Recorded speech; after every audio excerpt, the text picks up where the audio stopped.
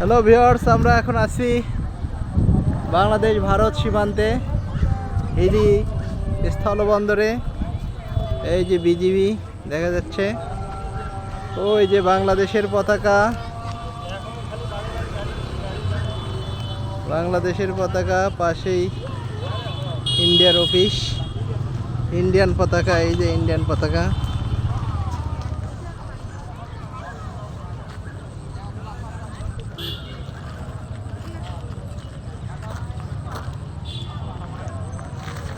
Passport ছাড়া এই rail station পার হওয়া যাবে না, পাসপোর্ট লাগবে, এখানে লিখে রাখছে সবাই। এই যে হিলি শুল্ক কাস্টমস।